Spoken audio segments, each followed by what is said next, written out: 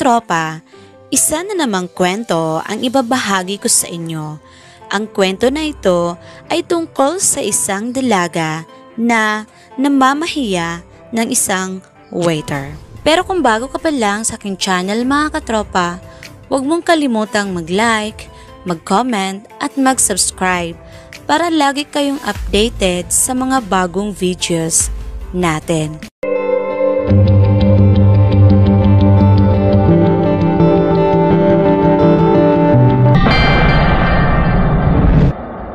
Ipatawag mo ngayong waiter na nagbigay nitong order natin.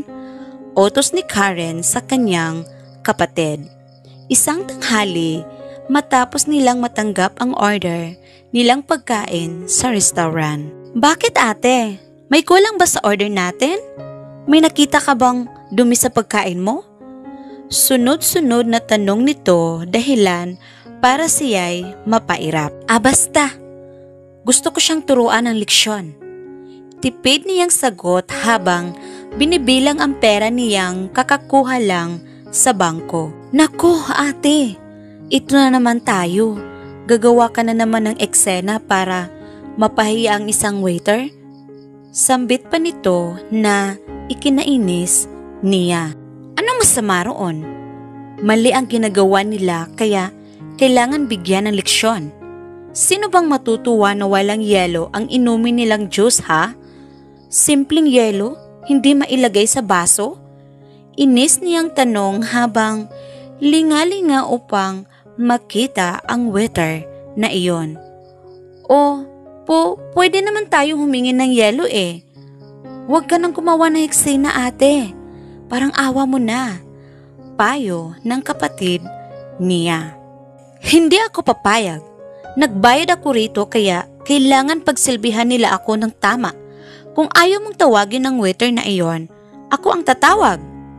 Sigaw niya rito saka agad na kinuha ang atensyon ng mga waiter na nasa kabilang banda ng restaurant. Excuse me? Nasaan na yung waiter na nagbigay ng order namin?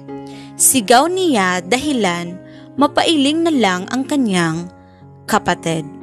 Kahit na dating waiter ang dalagang si Karen, palagi siyang nagpapahiya ng mga waiter simula nang umasenso ang buhay niya. Ayaw na ayaw niyang may mali sa kanyang ino-order na pagkain. Kahit makalimutan lang ng waiter na bigyan siya ng tissue o kahit kutsara at tinidor, katakot-takot na sermon ang gagawin niya rito. May pagkakataon pangang binuhusan niya ng inumin ang isang waiter. Nang sumagot ito sa inireklamo niya. Ito ang dahilan para ganoon na lang mahiya ang kapatid niyang lagi niyang kasama sa pagkain sa mga restaurant. Laging paalala nito sa kanya. Dati ka ring waiter ate, maging mabait ka sa kanila at lagi naman siyang sagot.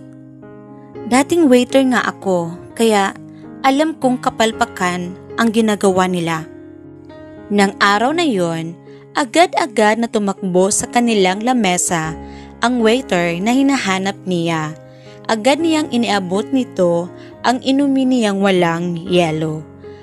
Ano pong problema sa inumin niyo ma'am? Nakangiting tanong nito. Tatanga-tanga ka ba talaga? Hindi mo ba nakikitang walang yelo tong binibigay mong inumin sa akin?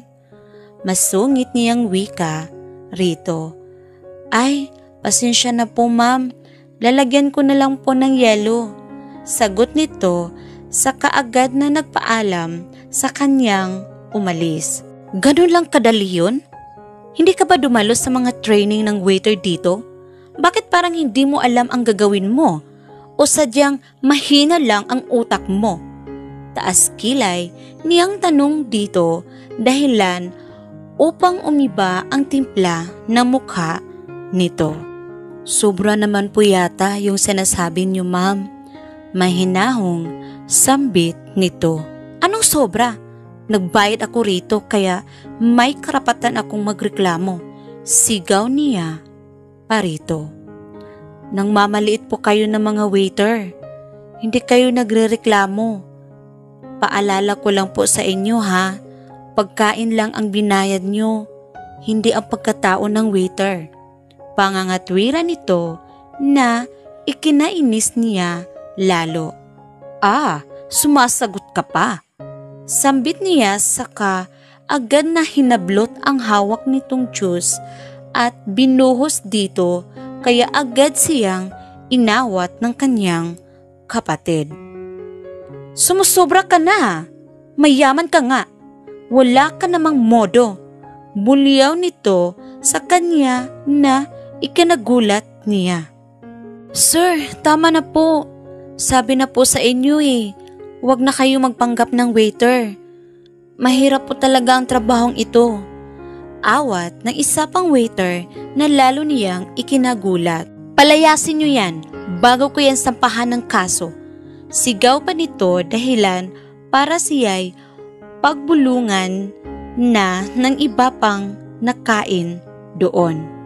Doon niya nalaman na ang waiter na iyon pala ay ang may-ari ng restaurant na iyon na sumubok lang maging isang waiter sa isang araw dahilan para siya'y mapailing sa kahihiyan.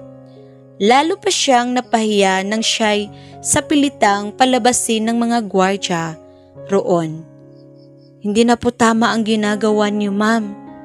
Pasensya na po, sambit ng gwardya sa kanya. Hihinga-hinga siyang lumabas habang iniiwasan ang tingin ng mga taong kumakain doon.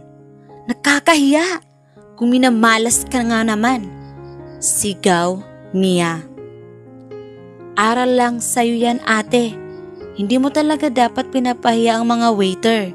Sambit ng kapatid niya na ikinabuntong hininga niya. Simula noon, sinimulan niyang magpakabait sa mga waiter sa ganoong paraan. Napagsisilbihan na siya ng tama. Nakakaiwas pa siya sa gulo na ikinatuwa ng kapatid niya. Hanggang dito na lamang mga katropa.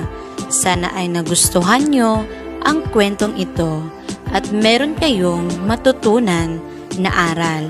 Hanggang dito na lamang. Hanggang sa muli. Paalam and God bless.